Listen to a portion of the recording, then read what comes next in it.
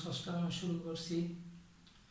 প্রিয় শিক্ষার্থীবৃন্দ, আমি বিশ্বনাথ সরকার, সিনিয়র শিক্ষক, police line school and college, Bogura.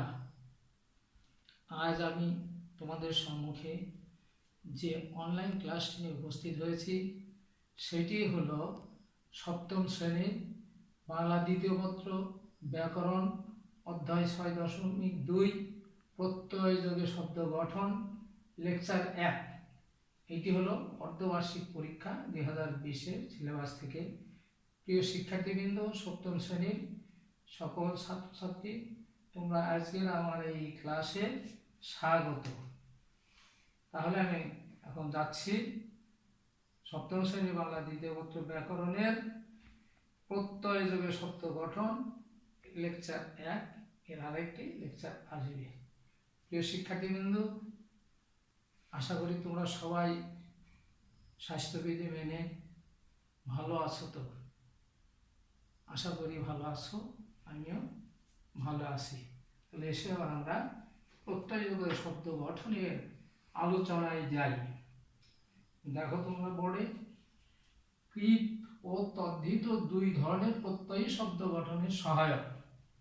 কথাটা হলো কৃত ও তদ্ধিত দুই ধরনের প্রত্যয়ী শব্দ গঠনে সহায়ক। যা পরে যুক্ত হয় তাই এই প্রত্যয়। খুব সংক্ষেপে কথাটা, যা পরে যুক্ত হয় তাই এই প্রত্যয়। সুতরাং যে বর্ণ বা বর্ণ সমষ্টি ধাতু বা প্রাতিপদিকের সঙ্গে যুক্ত হয়ে নতুন শব্দ গঠন করে তাই প্রত্যয়। কথাটি আবার বলছি আমি। সুতরাং যে বর্ণ বা বর্ণ সমষ্টি ধাতু বা প্রাতিপদিকের সঙ্গে যুক্ত হয়ে নতুন শব্দ গঠন করে তাই প্রত্যয়। প্রিয় শিক্ষার্থীবৃন্দ, আরো কথা হলো যে ভাষার সমৃদ্ধি শব্দের উপর নির্ভরশীল। তোমরা জানো যে ভাষার সমৃদ্ধি হলো শব্দের উপর নির্ভরশীল। যে ভাষায় যত বেশি শব্দ আছে সে ভাষা তত বেশি সমৃদ্ধ। এই কথাটি তোমরা জানো। যে ভাষার যত বেশি শব্দ আছে সেই ভাষা তত সমৃদ্ধশালী। বাংলা ভাষার শব্দ গঠনের একটি অন্যতম রীতি হচ্ছে প্রত্যয়। আমাদের এই বাংলা ভাষার শব্দ গঠনের একটি অন্যতম রীতি হলো প্রত্যয়।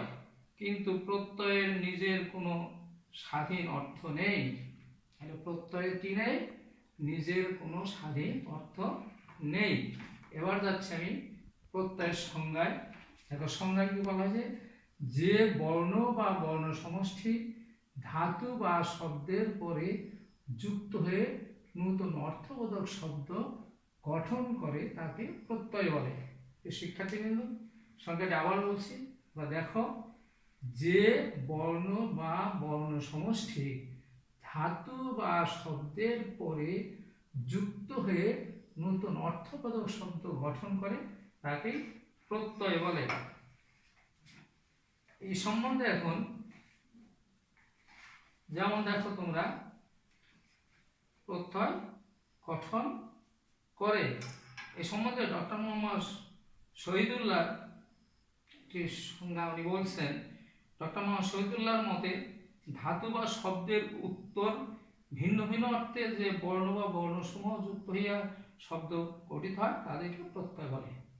তাহলে এই প্রত্যয় সম্বন্ধে ডক্টর মোহাম্মদ শহীদুল্লাহ বলেছেন, ওনার মতে ধাতু বা শব্দের উত্তর ভিন্ন ভিন্ন অর্থে যে বর্ণ বা বর্ণসমূহ যুক্ত হয়ে শব্দ প্রস্তুত হয় তাদেরকে প্রত্যয় বলা হয়। অনেক সময় কিন্তু এইভাবে প্রশ্ন হয় যে ধাতু সংক্রান্ত ডক্টর মোহাম্মদ শহীদুল্লাহ সংজ্ঞাটি কি, লেখো।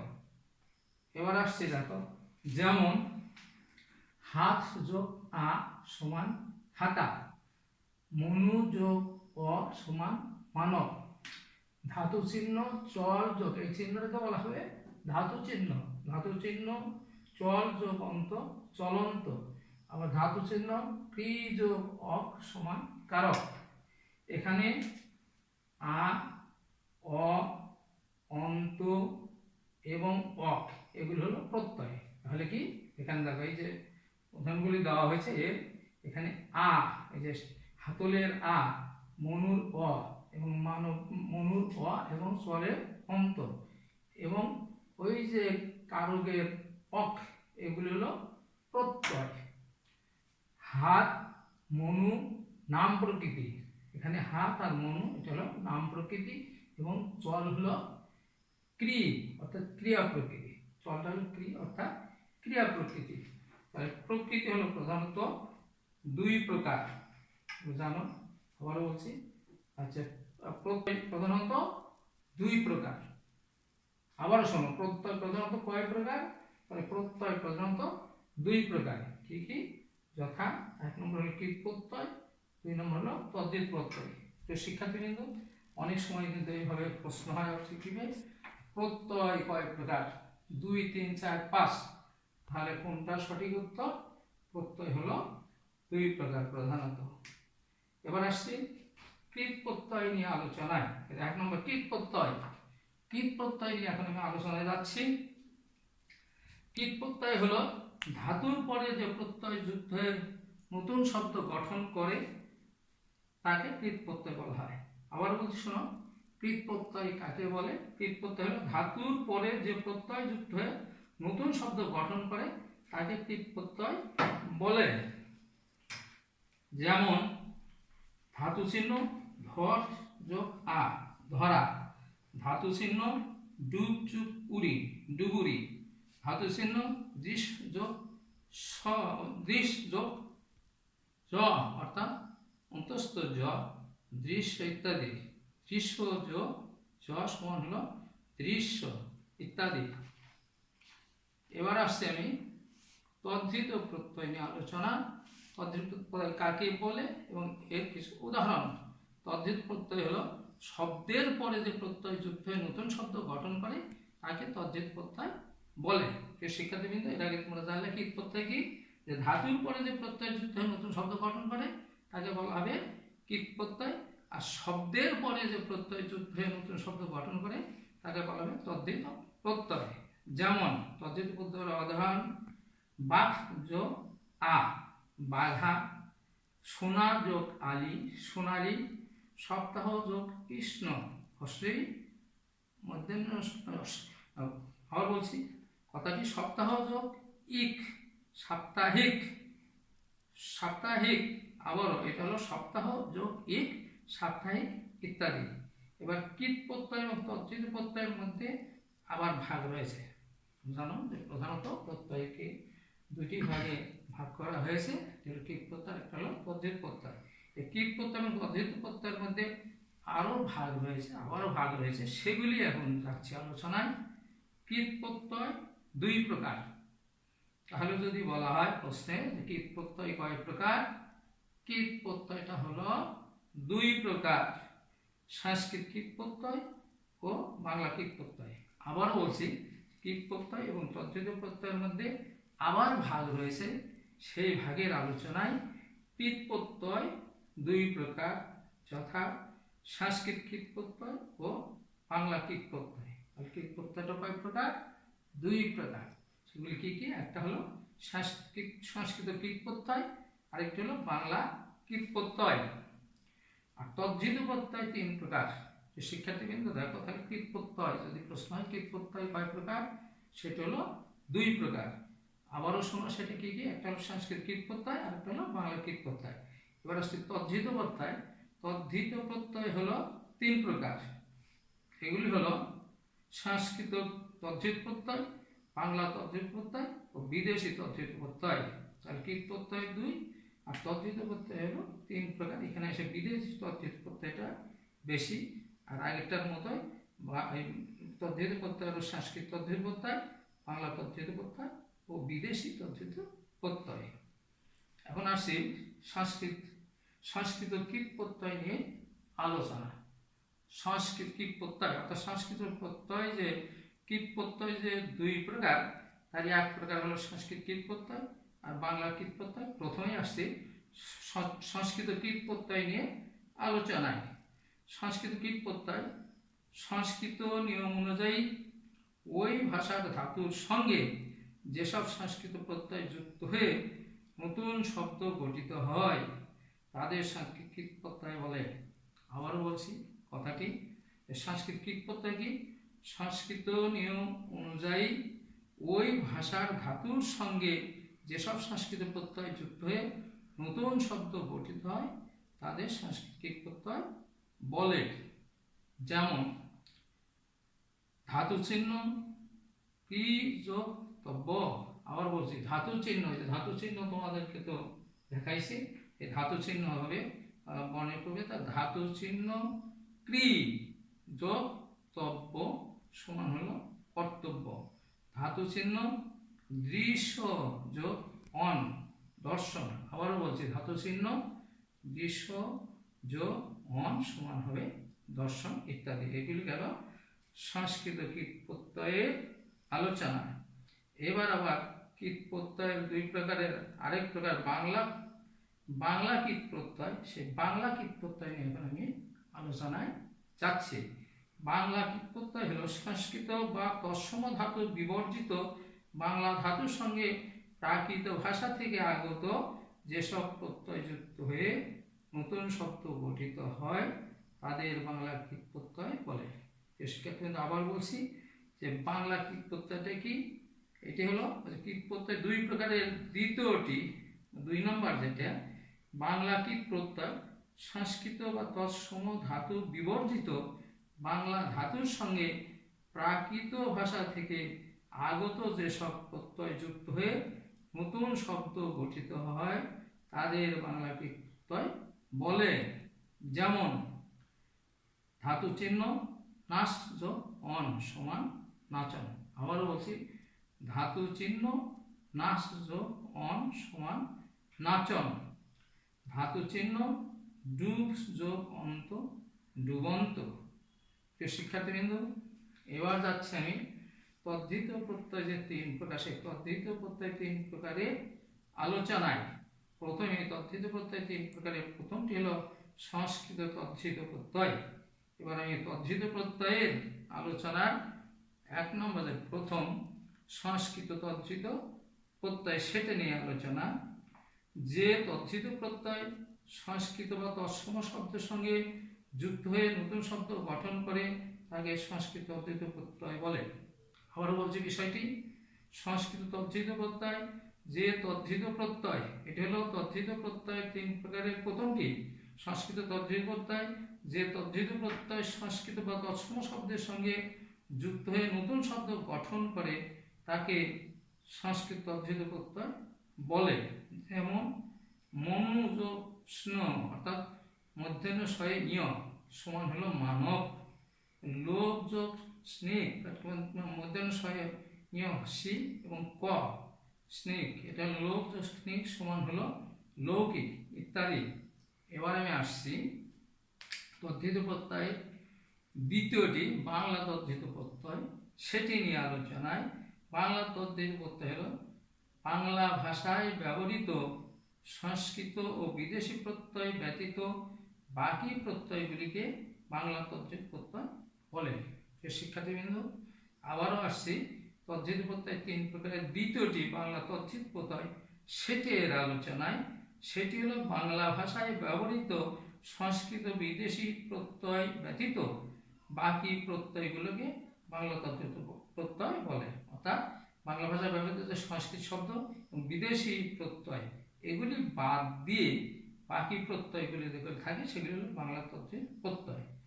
এর উদাহরণ যেমন বাঘ যোগ আ, বাঘ বাঘ যোগ আ বাঘা, ঘর যোগ আমি ঘরামি। এবার আসছি তদ্ধিত প্রত্যয়ের 3 প্রকারের তৃতীয় নাম্বারটি বিদেশি তদ্ধিত প্রত্যয় সেটি নিয়ে আলোচনায় যাচ্ছি আমি। বিদেশি তদ্ধিত প্রত্যয় শব্দের শেষে যেসব বিদেশি প্রত্যয় যুক্ত হয়ে নতুন শব্দ গঠন করে তাদের বিদেশি তদ্ধিত প্রত্যয় বলে। আবারও বলছি তদ্ধিত প্রত্যয় 3 প্রকার যে সেটার শেষ নম্বরটা অর্থাৎ তৃতীয় নম্বর যেটি বিদেশি তদ্ধিত প্রত্যয় সেটি শব্দের শেষে যেসব বিদেশি প্রত্যয় যুক্ত হয়ে নতুন শব্দ গঠন করে তাদের বিদেশি তদ্ধিত প্রত্যয় বলে। এর উদাহরণ যেমন ডাক্তার যোগ খানা, ডাক্তারখানা, ধরি যোগ বাস, ধরিবাস ইত্যাদি। প্রিয় শিক্ষার্থীবৃন্দ, প্রত্যয়ের মাধ্যমে শব্দ গঠনের ক্ষেত্রে প্রকৃতি ও প্রাতিপদিক এই দুটি বিষয় সম্পর্কে ধারণা থাকা প্রয়োজন। আবারও বলছি প্রিয় শিক্ষার্থীবৃন্দ, প্রত্যয়ের মাধ্যমে শব্দ গঠনের ক্ষেত্রে কিন্তু আমাদের প্রকৃতি ও প্রতিপাদিক এই দুটি বিষয় সম্পর্কে ধারণা থাকা একান্ত প্রয়োজন। এখন তাহলে যাই আমি প্রকৃতি। প্রকৃতি কাকে বলে? পূর্বেও বিভিন্ন ক্লাসে তোমাদের শুনেছি, আবারও শোনো। প্রকৃতি শব্দ বা ধাতুর মূলই হচ্ছে প্রকৃতি। শব্দ বা ধাতুর মূলকে বলা হয় প্রকৃতি, অর্থাৎ মৌলিক শব্দের যে অংশকে আর কোনোভাবেই বিশ্লেষণ করা সম্ভব নয়। আবারও শোনো, মৌলিক শব্দের যে অংশকে আর কোনোভাবেই বিশ্লেষণ করা সম্ভব নয় তাকেই বলা হয় প্রকৃতি।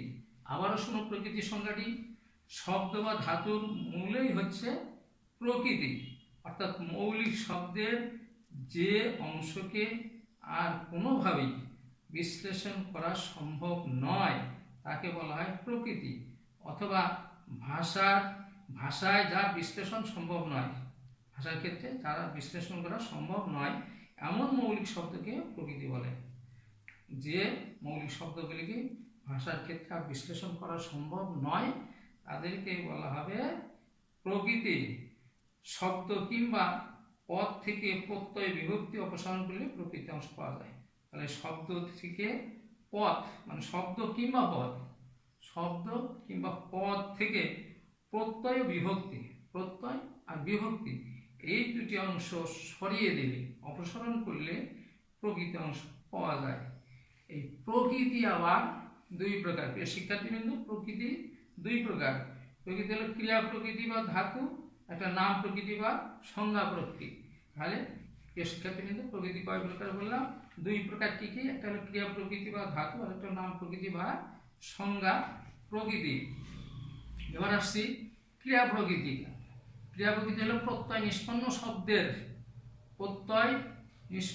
শব্দের বিশ্লেষণে মৌলিক ভাবতত্ত্বক যে অংশ পাওয়া যায় তা যদি অবস্থান, গতি বা অন্য কোনো প্রকারের ক্রিয়া বোঝায় তাকে ক্রিয়া প্রকৃতি বলে। আবারও বলছি, প্রত্যয় নিষ্পন্ন শব্দের বিশ্লেষণে মৌলিক ভাবতত্ত্বক যে অংশ পাওয়া যায় তা যদি অবস্থান, গতি বা অন্য কোনো প্রকারের ক্রিয়া বোঝায় তাকে ক্রিয়া প্রকৃতি বলে। যেমন ধাতু চিহ্ন চল, ধাতু চিহ্ন পর, ধাতু চিহ্ন রাখ, ধাতু চিহ্ন দৃশ্য, ধাতু চিহ্ন ক্রি প্রভৃতি ক্রিয়া প্রকৃতি। যেমন ধরো একটা উদাহরণ, চল যোগ অন্ত, তাহলে এটা কি হবে? চলন্ত। চলটা হলো ক্রিয়া প্রকৃতি আর অন্ত হলো প্রত্যয়। নাম প্রকৃতি। নাম প্রকৃতি হলো প্রত্যয় নিষ্পন্ন শব্দের বিশ্লেষণে মৌলিক ভাবতত্ত্বক যে অংশ পাওয়া যায় তা যদি কোনো দ্রব্য, জাতি, গুণ বা কোনো পদার্থকে বোঝায়। আবারও বলছি, নাম প্রকৃতি কি? প্রত্যয় নিষ্পন্ন শব্দের বিশ্লেষণে মৌলিক ভাবতত্ত্বক যে অংশ পাওয়া যায় তা যদি কোনো দ্রব্য, জাতি, গুণ বা কোনো পদার্থকে বোঝায় তাকে নাম প্রকৃতি বলে।